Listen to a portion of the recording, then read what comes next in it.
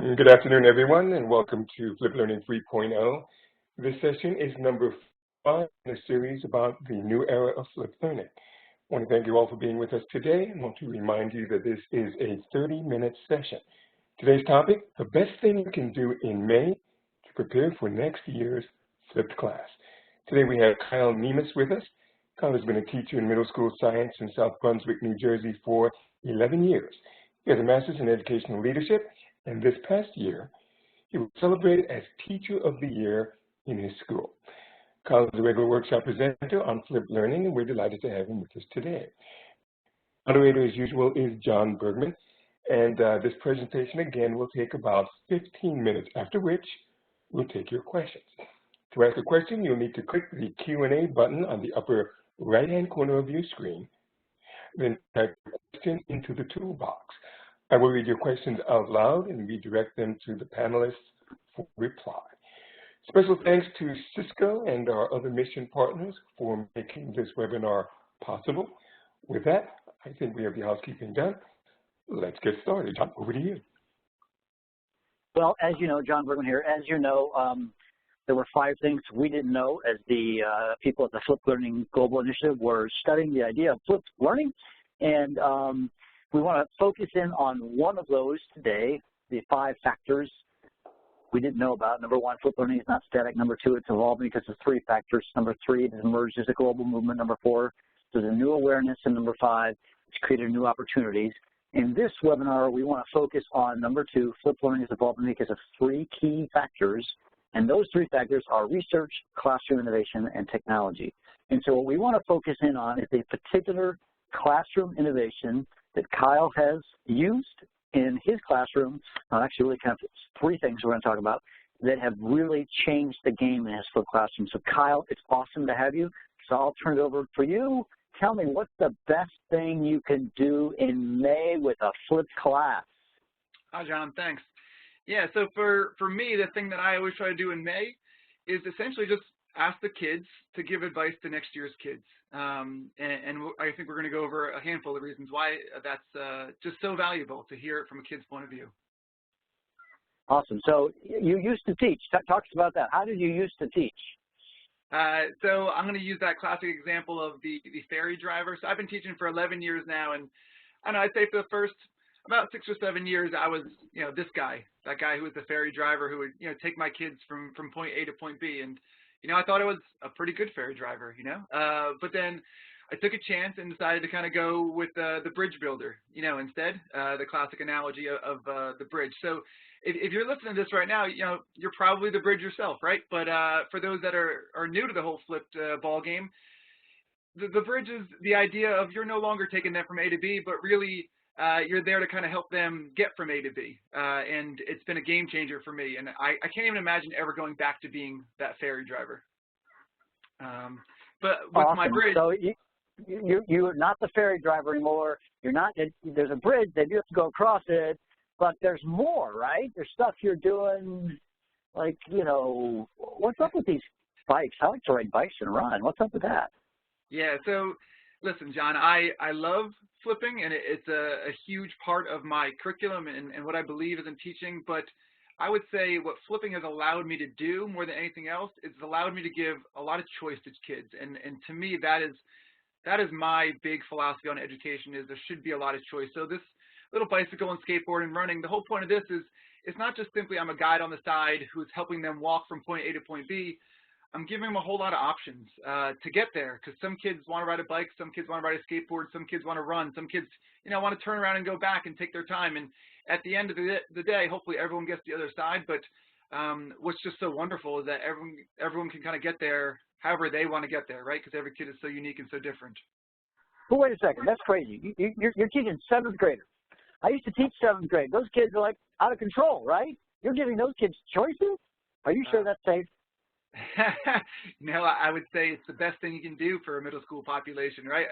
And I think a lot of it stems to when I was a kid. And man, when I was in middle school, as soon as I got a lesson that I didn't like the way it was done, those behavior issues came out, and I think the best way to, have fun and enjoy a well-managed classroom is to have kids enjoying what they're doing, and you can't give every kid the same thing in order to make that possible. So, yeah, John, it said if you walk in my classroom any given day, you'll see one kid, riding a metaphorical bike and one kid riding a skateboard, but at the end of the day, they're all on task and they're learning the way they want to learn. So I would say it's the best thing you can do for a middle school population.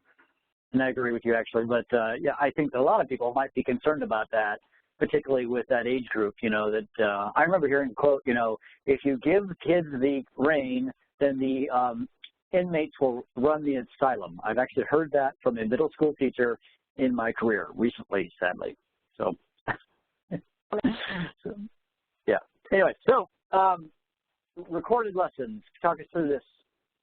Yeah, so I put this slide on here because in particular, what happens is, I get 7th graders that come to the classroom and it's two things that are brand new to them. So for the most part, most of my kids who come into me have never learned with recorded lessons before. So that in itself is a challenge. And, we'll talk about some of those reasons, but it's different for them. So, but it's not only the recorded lessons, like I just talked about, I give them a lot of choice, and choice sounds like it's a wonderful thing, and it is, but for a 12-year-old kid to kind of be told, hey, listen, like, here's recorded lessons, and not only that, you can choose how you want to learn, it's a little overwhelming at first for some kids because they're just not used to it, So it's the idea of now they have to get from point A to point B themselves. That makes it challenging, and now there's recorded lessons, and that's tricky for some kids because they have had their entire life with a teacher telling them content, and now I'm telling them, listen, like, you choose the way you want to learn because that's how I believe you learn best, and that's awesome, but it's also a little scary for kids because a lot of kids want to still be told what to do. There's comfort in a teacher saying exactly what to do as opposed to them potentially taking a risk and maybe choosing the wrong decision. So it's hard for kids at first. So what I'll tell you is that from my point of view, one of the things that I do is we spend a lot of time in September encouraging them to take chances and being okay with failure and helping them do a lot of reflection on what worked and didn't work. Because if they can't figure out how they want to learn, then this method doesn't really work, you know what I mean? So there's a whole almost separate teaching that goes into it, but that's my favorite thing because they walk out of your class for the rest of their life and they kind of have a better idea on how they learn. So you're saying you're going to give them choice, but you've got to teach them how to handle choice at the beginning of the year. That's right. Yeah, that's so important. You got to train them before you teach them. Maybe that's the term. Hey, we just want to reach out to you guys, those of you who are in the webinar, and we want to ask you just a couple of questions. So if you could hop onto a web browser and you can go to a place called menti.com. I'll bring up the screen here. You should all be able to see it in just a second here while John figures out how to do this.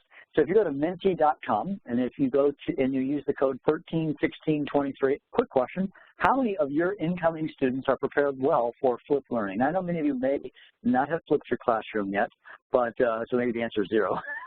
But when they walk in, how prepared are your students for flipped learning? I'd love to just get your response. Just go to any device, could be your phone. All right, there we go. Starting to see some results. Okay. Yeah, this seems to be the normal, right? So far, it just seems like most kids don't have a lot of experience with it.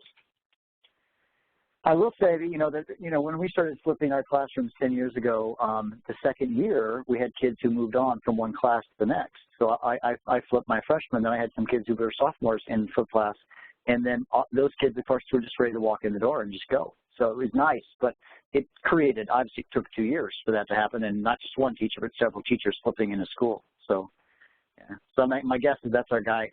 One person who's got more than 60% means that they've maybe one of those flip schools, and those flip schools exist all over the world. So maybe they're in year 2 or 3 or 4 of that school. So yeah, clearly not well prepared.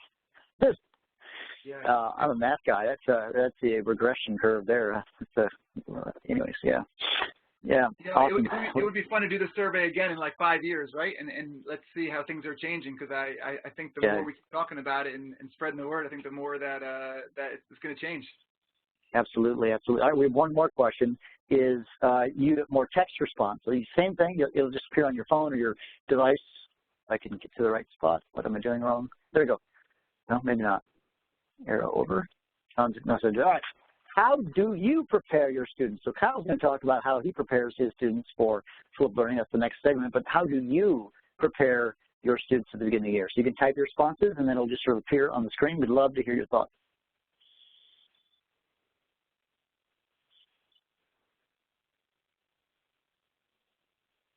I take a bit longer. Explain what's expected. Awesome. Good. Honest.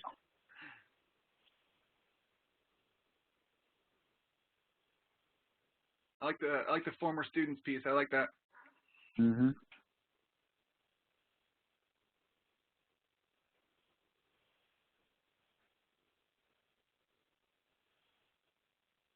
I'm honest. I could actually do better with this kind of lot. Okay, off.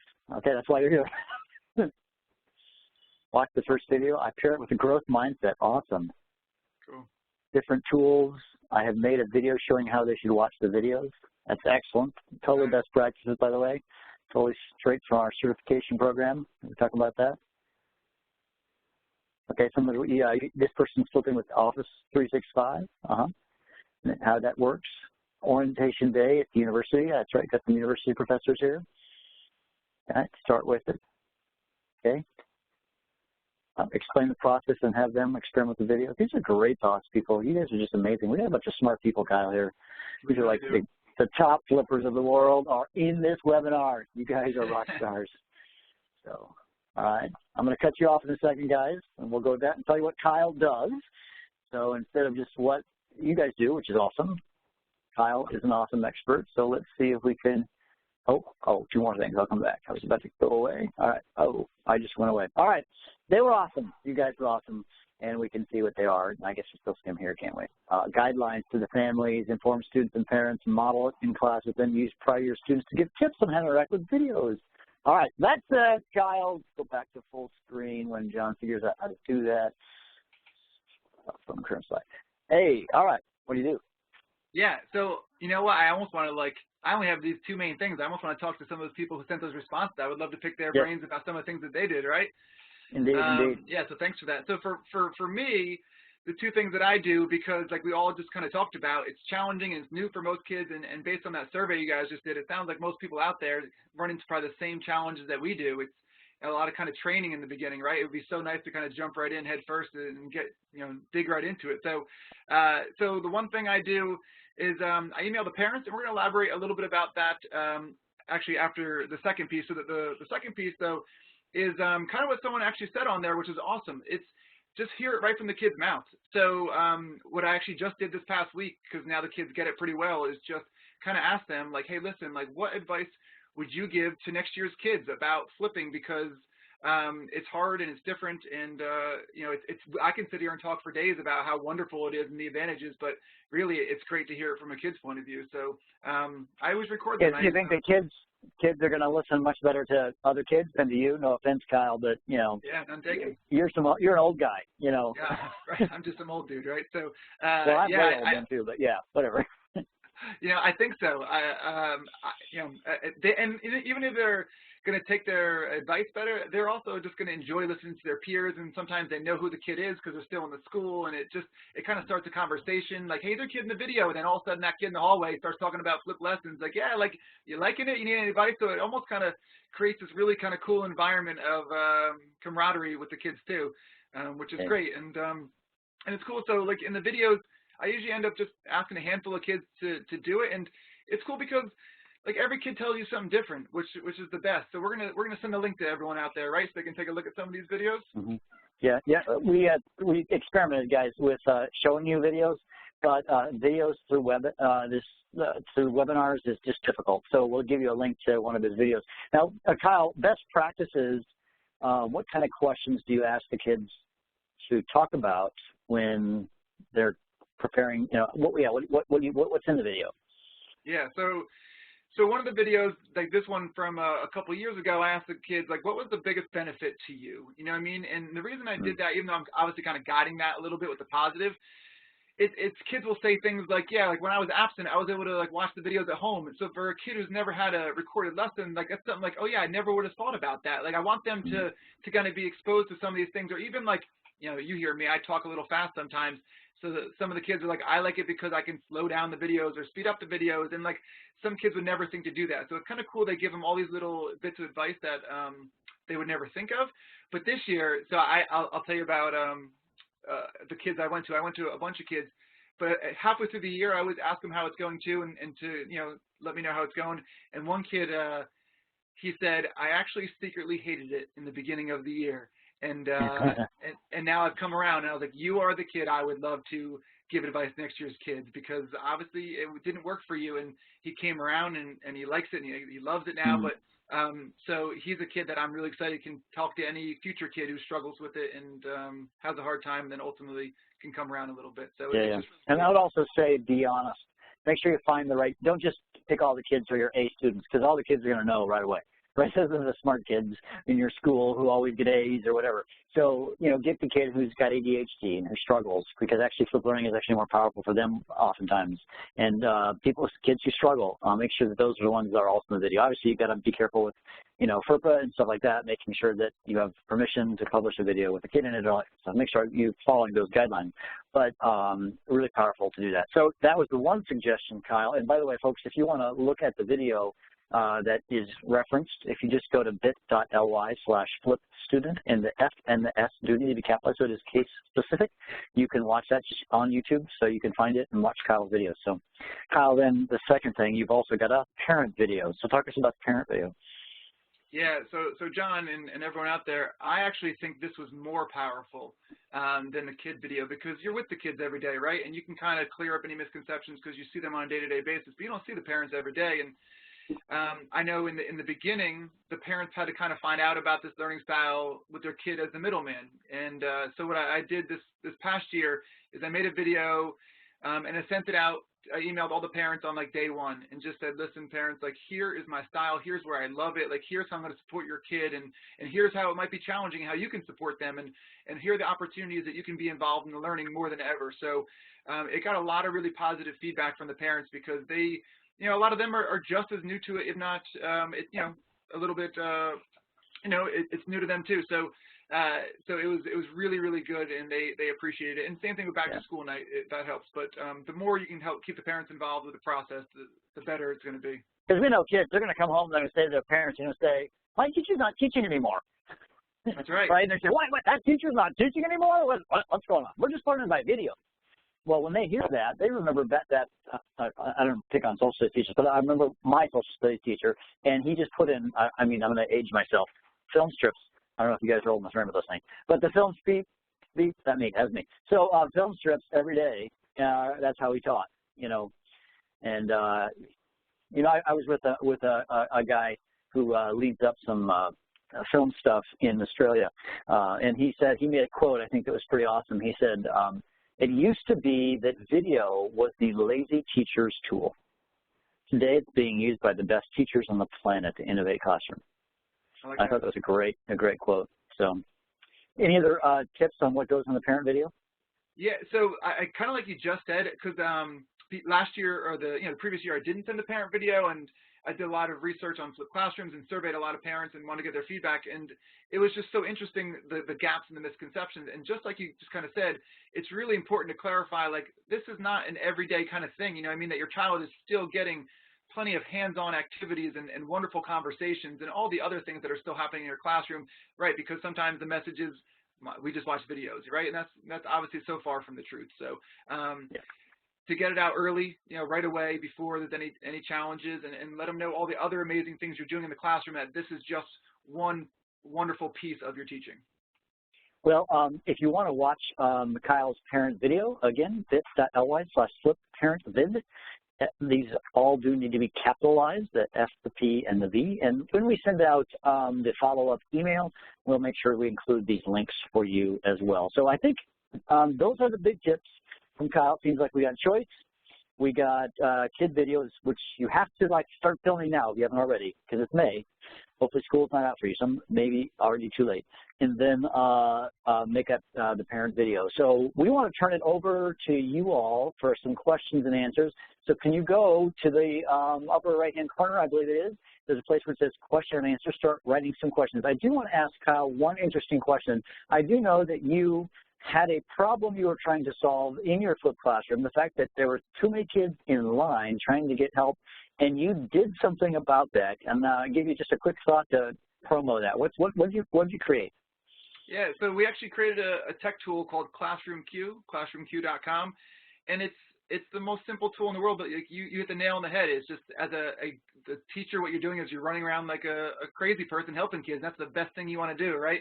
But sometimes it could use a little bit more organization. So we just kind of created this website, which is like a digital hand-raising tool is how we describe it, where the kid can hit a button and it puts them on a queue, and you can easily get to the kids whenever they need help, and they're no longer sitting there with their hand in the air waiting for you to get to them. And awesome. I've been Classroom using it. Q, is it spelled just classroom and then the letter Q.com? That's it. Yeah. I've been using it all year. A lot of teachers in my building been using it, and we just kind of released it to the public about a month ago. So if you're out there and want to check it out, we'd love to hear your feedback. Okay, so Errol, you've been monitoring the chat, questions, comments from the group? I have indeed, but before we do that, let me just remind you that if you do have a question that you'd like to ask, you can click on the Q&A button at the upper right-hand corner of your screen, then type questions into the text box. I will read those questions out loud and direct them back to the panelists. So again, the upper right-hand corner of your screen, that little Q&A button, that should do it. Let's go take the first question.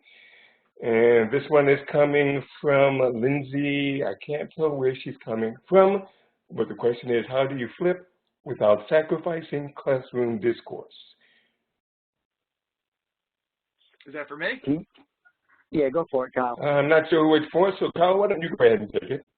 Yeah, so that's a really good question, right? And what I'd say to you is that I just don't think it does change anything in a negative way at all. And for me, I kind of do, I guess, what John calls the flipped in class, right? Or the in-class flip, is that what you say, John? Yep. So therefore, it's almost like if you're someone who's scared to flip in the traditional way of like having them go home and watch videos and so on and so forth, because that's a really big change.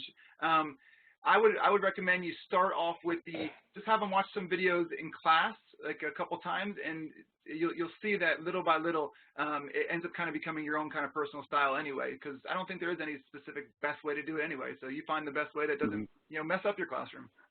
I'll add this is what I did is I had the kids write down questions in their notes. That's how we were checking that they had watched the videos. And then when they came to class, I would have them have a dialogue and ask those questions. So there's sort of delayed gratification, whatever. I can't say that word. Whatever you're trying to say. But they were able to weight that question. And the beauty of that, it wasn't just the kids who would raise their hands spontaneously and ask a question in class, but actually every kid would have to ask a question. The quiet, shy student, who wouldn't ever raise their hand to ask a question was required if you were to interact with their teacher. So I would actually argue that the classroom discourse was, I'm not to argue, I know it was much better in my flipped classroom as a result of that, even when they watched the videos at home. That's very good. If we have another question, this one's very interesting. Carl Savannah, I think it's a he, and he's asking, or saying, first it begins with a comment, 95% of my students buy in completely by week 2, and he's teaching university biology for non-majors at 8 a.m. in the morning. Ouch, he says. But there's nearly always one student who tries to ruin the atmosphere. Any tips on how to get these ones on board? Kyle? Man, I think that's like the big education question in general, right? If you can get 95, I'm almost impressed that you have 95% of kids in week 2 buying in. I don't. I just think that hopefully when the rest of the class gets going, then they'll buy in. But the unfortunate reality of education is I don't know if you're ever going to get every kid to buy into everything you're doing. So I'm sorry. I'll give you one hint. I got a thought. Kyle, I agree. They may not ever get 100% of anything. That's just unrealistic. But those who are reticent, what I was able to do is, take more interest in them, because I believe that what makes good teaching good is relationships. And as you connect with them as individuals, you find out what their hobbies are, or taking it, I don't know, maybe harder in a university setting. You may have classes of a couple of hundred, I don't know. But if there's a way to connect with them on a more personal level, that sometimes wins them over, but there's no guarantees. So that's my first thought as you share that question. But a great question. Yeah. Got it, very good. Next question is from Wendy Leon Ryan. She says, how do you feel about guided notes for videos at the high school level? Correct. Yeah, so I'll tell you, for me, my I guess rules, if you will, in my classroom are I will give guided notes, but it's completely up to them if they want to fill them in. And this is, again, all my philosophy of choice, and I love choice and freedom because some kids are definitely going to need them. But I would have a hard time making a kid do guided notes who doesn't need to do it, who can kind of watch it and soak it into their brain without it. So, but again, that takes a lot of practice and a lot of, I guess, training, I would say. So I love it. I think the more supports and different options you can give to kids, someone's going to use that and someone's going to love it. I would have a hard time making it mandatory for every kid to do it. And I might push back, Kyle, and say I sort of agree and sort of don't, because there's a certain group of kids who are sort of, work avoidant. And for some kids, they need that, and you can require that. Now, if a kid could demonstrate that they were doing fine without the guided notes, then I'm okay to say you don't need the guided notes. But if they can't demonstrate, sometimes I think we need to tell kids what to do. Sometimes we need a little bit more direction, shall we say. So that's at least my take. So you and I might slightly disagree on that. Got it. Very good. The next question comes from Michael Fisk. Michael is in Texas, and he asks, how long did it take you to go through the process of creating an entire year's worth of content for your class? Is it 2 or 3 year process, or did you manage to build all of the content in just 1 year? Kyle? Yeah, so I would say I was able to do 80% of it in 1 year, right? And then, but every year beyond that, you're reflecting and changing your resources and making a new video if you don't think it went well. So it's a lot of prep up first. And I do a lot of workshops for teachers in my district. And that's the biggest question they have is like, how do you have time to do this? And it takes a lot of time, but once you put the time up front, it's worth it for sure. And like I said, I would say I did most of it the first year, and I'm still tweaking and changing every single year. When I started this, 10 years ago with Aaron Sams, we flipped 2 full classes. Now, granted, there were 2 of us, and we traded off. So in 1 year, so we did it, but it was a lot of work. So there's no question that this is a lot of work. I got it. Very good. Next question is from Jamie Mikesworth. Our school is going one-to-one for the first time. What is the first step to introduce this new style of learning? Kyle? Yeah. So.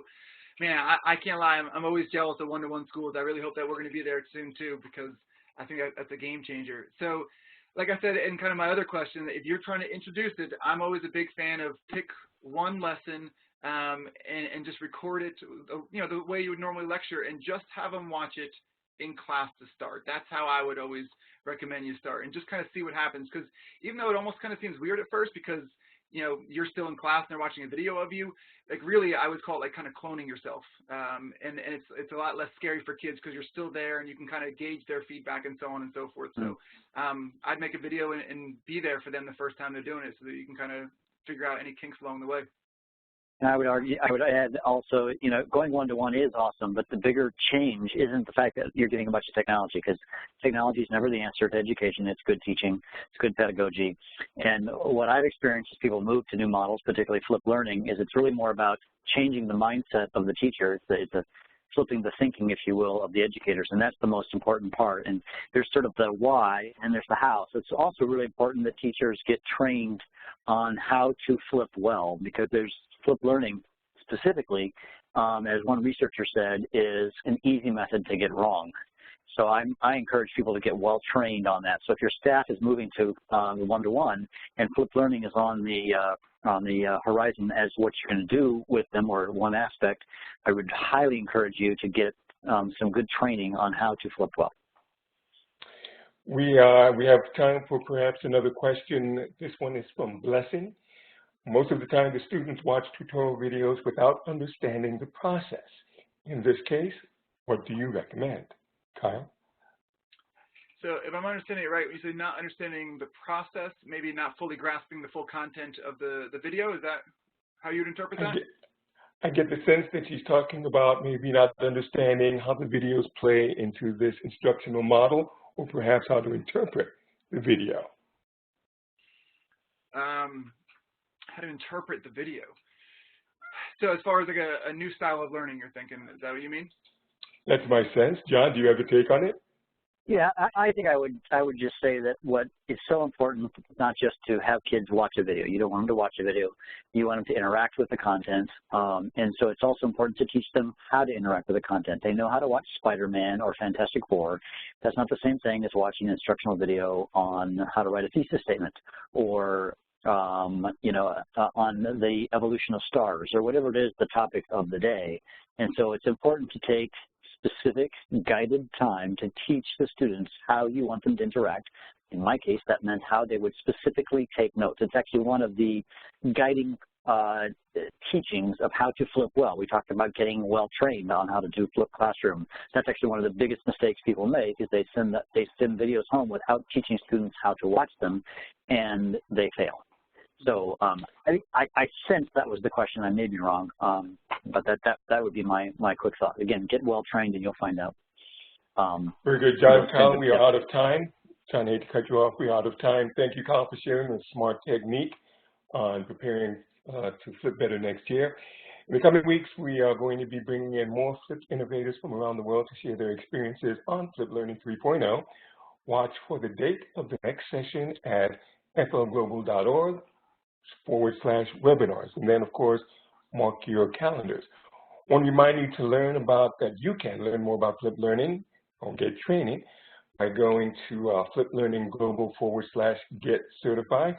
If you are not already Flip Learning certified, this summer might be a good time to take a look at it. And then finally, you can continue this discussion at flglobal.org/community.